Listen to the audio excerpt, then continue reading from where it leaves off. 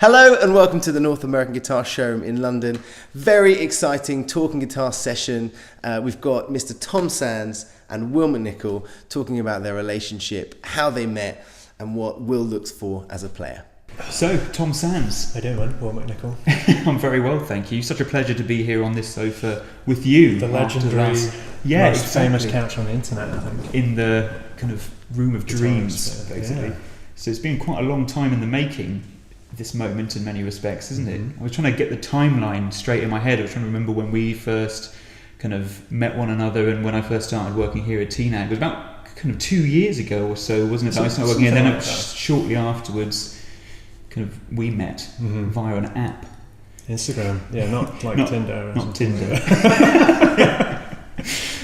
Yeah, do you remember that first Instagram DM?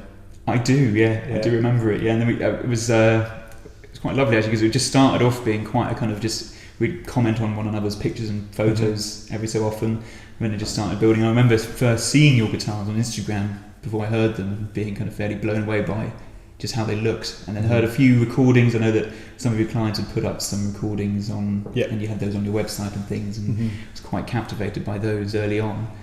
And then it wasn't too long until we met up and had a bit of a session.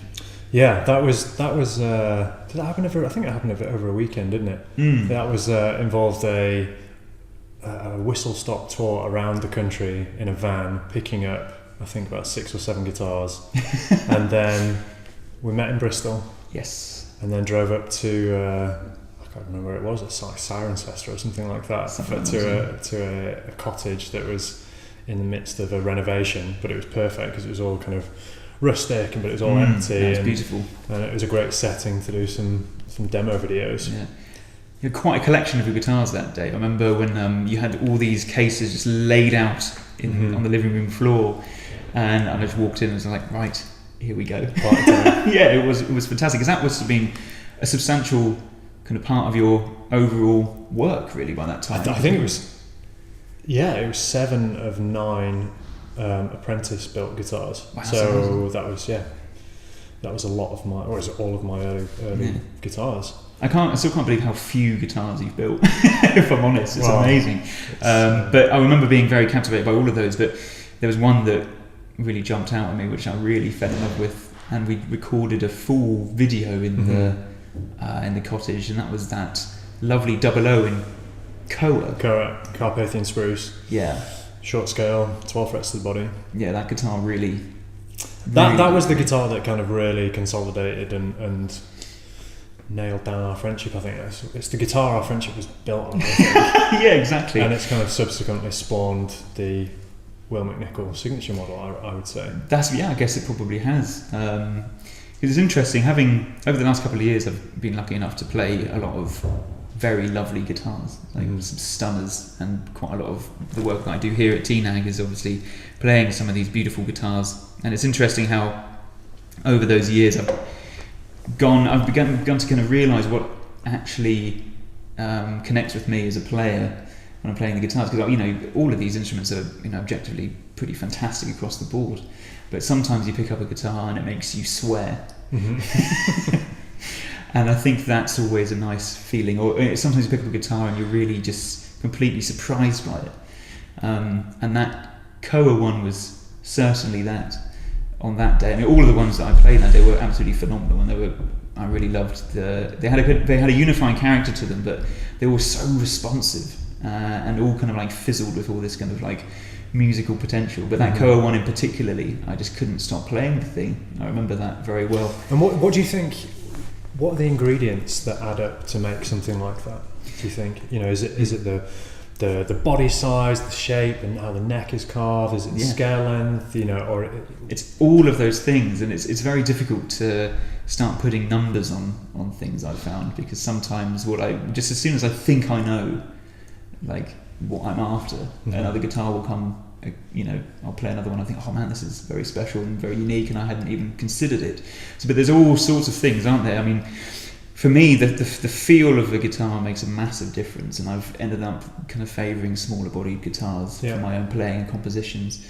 But also because I'm composing all the time and using guitars to compose, I'm also looking at that element And I like, because when I'm composing on guitar, I'll lose hours and hours and hours in a very creative process, and I like having a guitar that can really help with that process, not hinder it, but actually help it and inspire. And part of that is the responsiveness aspect of it. And I suppose one thing about that Koa guitar was because it was built quite lightly, it just, every single part of that instrument was just keen to make music, I found, and everything that I threw at it, it gave back and more, which was really lovely. And so that, if I can pick up a guitar and that kind of thing is happening when I'm playing it, then it's a very special thing. But it's difficult to kind of pinpoint exactly. So do you think you prefer an instrument that is more of a blank, almost like a blank canvas, or there's very little friction between the transmission of what's in your head, through your fingers and through the instrument and to making music? Or do you ever, when you kind of, do you ever find yourself with writer's block, and you'll try and find a guitar that speaks to you in a different way, that kind of pushes you to go in a direction that you might not have thought about? Or often that's the case. Often a guitar will present ideas that I didn't think of before, just because of the way that it responds when I'm playing it. It might be certain tones or textures that certain guitars give me that others don't. And the blank canvas thing is an interesting thing, because I have played guitars that have just been exactly that, and objectively just almost perfect across the board.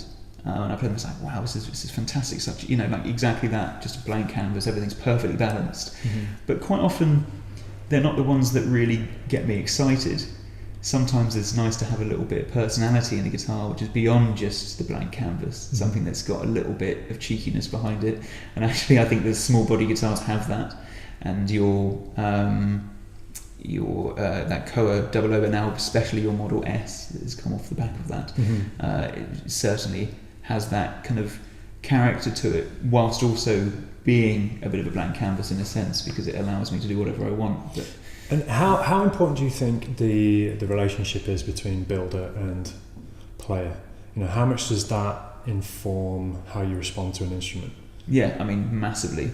And I think that we've worked quite closely together over the last year and a half or so, and that's been a really enriching experience, because you just get to know one another, you get to trust one another, and you inspire one another as well. And I think that's a really important thing.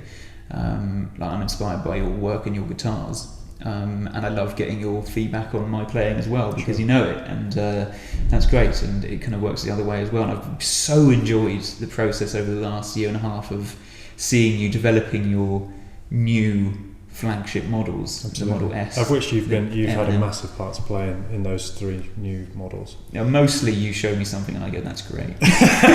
So pretty much. But I do always emphasise the importance of working with someone like yourself, somebody who approaches the guitar in a totally different way than I would, somebody who is hearing and feeling things that I'm just not skilled enough in terms, I'm not a player of your caliber, and so with every instrument you're going to be finding things that I just don't pick up on. And since we've started to work together, it's undoubtedly changed my approach to building, and has elevated it, I think, to the next level. And it's super important, I think. Yeah, I think, and vice versa as well. And the way that I've been lucky enough to be quite actively involved in that design process has made me think very hard about guitars and how they're built, and how there's lots of wonderful luthiers around doing wonderful things, but you're doing something which I think is truly unique, and I think that is quite amazing considering kind of how much there is around. And I think like I said, the Model S, Model M and Model L is such a lovely way of kind of consolidating all the work that you've done up until this point.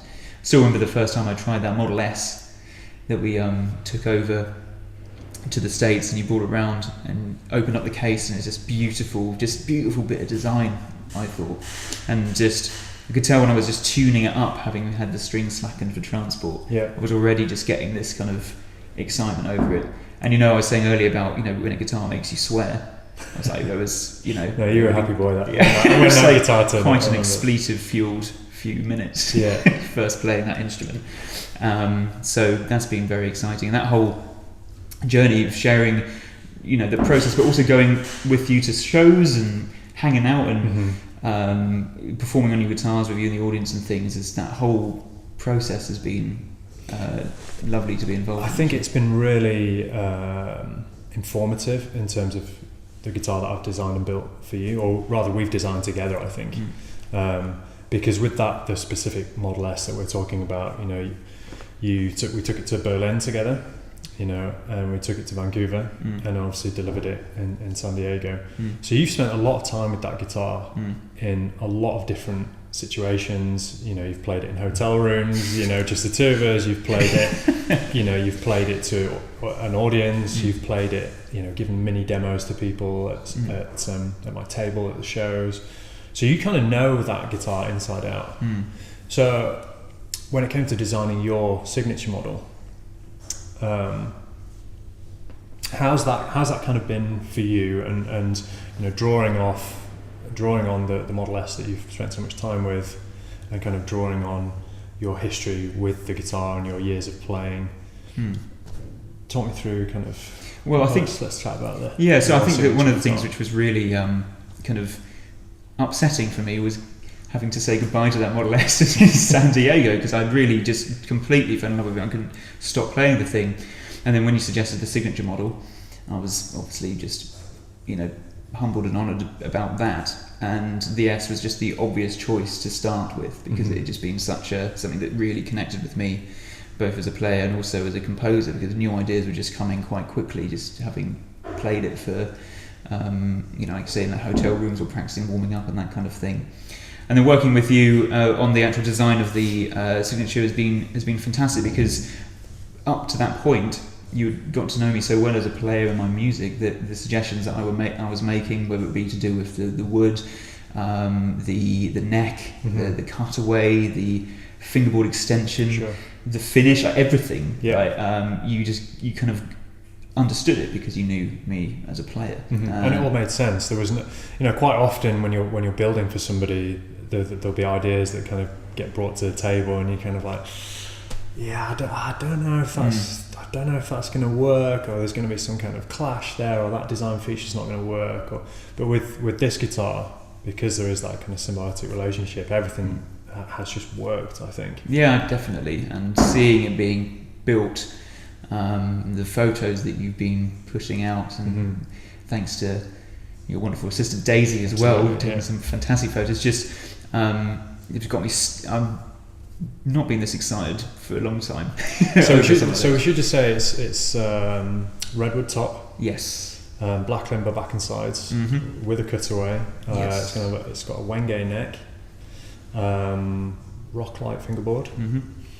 It's a short scale, or shorter than is standard, 24 3/4 inch scale, and it's 12 frets to the body. Yes, that's kind of, you know, with a slightly wider nut. Yes, spacing indeed, as well. And that's always kind of been my thing. Because having come from a classical background, I've always found myself in the kind of happy middle ground in terms of the neck width, and. Yeah, I'm just very, very excited to get my hands on that one now. Yeah. Very, very excited indeed. Well, all the woodwork's done. Yeah. Just waiting for a coat of lacquer now. Yeah. So sometime in the spring. Yeah, it's going to be a good one. This guitar is a lovely thing. And I was lucky enough to record that up in Glasgow for my upcoming album with string quartet, Inotet, and recorded 3 pieces on this one. And having said that I, you know, mostly prefer small body guitars, this Model L of yours is certainly by far my favourite kind of dreadnought style guitar that I've played, both in terms of tone and comfort. Yep. And hearing it with the quartet was just fantastic. The power of the thing was immense, and I had a great time. There's one piece of mine called Lighthouse that uses a bit of a drop tuning, CGBE. And I remember when I first tried it on this guitar, thinking about what I might record on this for the album, and it was just such an obvious choice because the way it responded on those bass notes, which is just immense. And when you're playing with a string quartet in the same room, Sure. having a bit of power behind you certainly helps. Yeah. And talking about things like the separation and the tone, my tune Lighthouse has these very distinctive different parts going on in the bass, in the mids and the trebles. And when I played this on this guitar, it was just an obvious choice.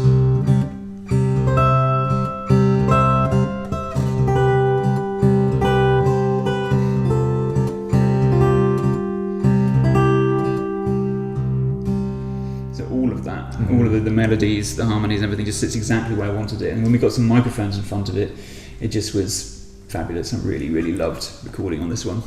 It's I have to say that larger body guitars and kind of dreadnought style guitars aren't really my personal preference. I'm similar to you. I always like a smaller guitar, something a little bit more compact. So I do find the larger guitars a bit of a challenge. There's obviously, you've talked about comfort. With this guitar, it's got a very subtle Manza body wedge. It's got a Laskin inspired bevel on there. And I think with larger body guitars, you almost, because there's such a giant air mass in there, because it's kind of all geared towards big, bold, powerful, bass-rich tones, getting that balance is really difficult. So with this, hearing those kind of higher register kind of treble notes being so full and rounded, and still having that nice crisp attack, was really pleasing. This is very, very happy with this instrument indeed. And again, talking about our relationship, being able to come up to a studio setting and hear this in the studio being played and listening to it back, amazing, and so much information. I felt like my mind was a sponge during those sessions, because again, everything is under a microscope. Tiny tweaks of the microphone is picking up all these different things, and you're hearing things with fresh ears. And it's an amazing way to understand the instrument and its potential. So, bit of a stampede of elephants about this at the moment. It would appear so. Yeah. I think that's actually people queuing up for the event tonight. Oh yes, that's right. Yeah, I'm looking forward to that. Coming here early.